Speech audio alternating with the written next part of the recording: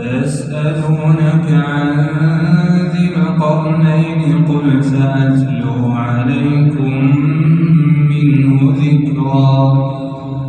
إنا مكنا له في الأرض وآتيناه من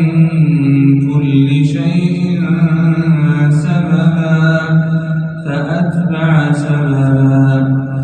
حتى إذا بلغ مغرب الشمس وجدها تغرب في عين حمئة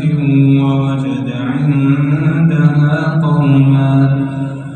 قلنا يا ذا القرنين إما أن تعذب وإما أن تتخذ فيهم حسنا قال أما من ظلم فسوف يعذبه ثم يرد إلى ربه فيعذبه عذابا نكرا وأما من آمن وعمل صالحا فله جزاء الحسنى وسنقول له من أمرنا يسرا ثم أتبع سببا حتى إذا بلغ مطلع الشمس وجدها تطلع على قوم لم نجعل لهم من دونها سترا كذلك وقد أحطنا بما لديه خبرا ثم أتبع سببا حتى إذا بلغ بين السدين وجد من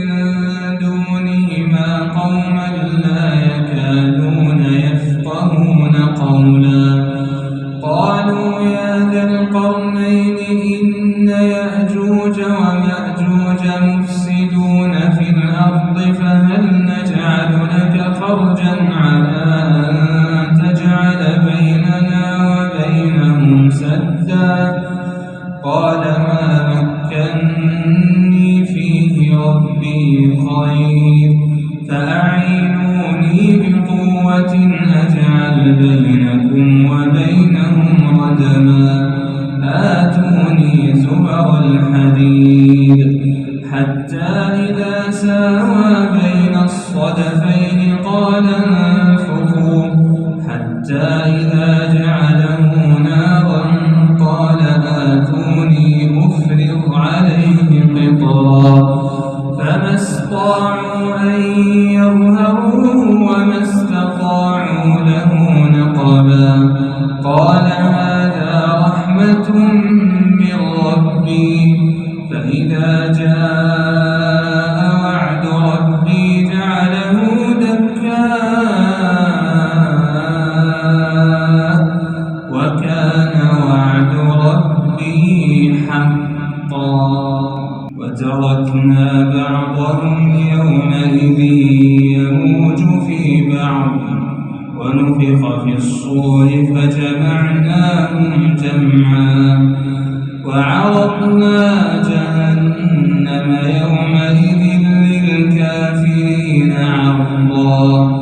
الذين كانت أعينهم في غطاء عن ذكري وكانوا لا يستطيعون سمعا أفحسب الذين كفروا أن يتخذوا عبادي من دوني أولياء إنا أعتدنا جهنم للكافرين نزلا قل هل ننبئكم بالأخسرين أعمالا الذين ضل سعيهم في الحياة الدنيا وهم يحسبون أنهم يحسنون صنعا أولئك الذين كفروا بآيات ربهم ولقائه فحبطت أعمالهم فلا نقيم لهم يوم القيامة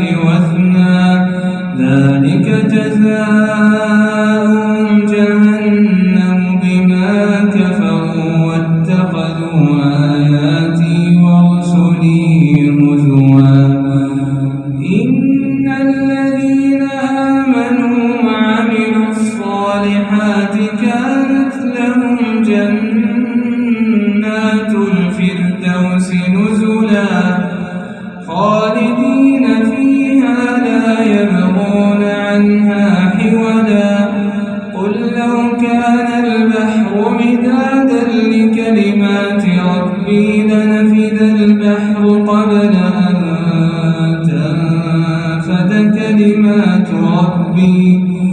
لنفد البحر قبل أن تنفد كلمات ربي ولو جئنا بمثله مددا قل إنما أنا بشر مثلكم يوحى إلي أنما إلهكم إله واحد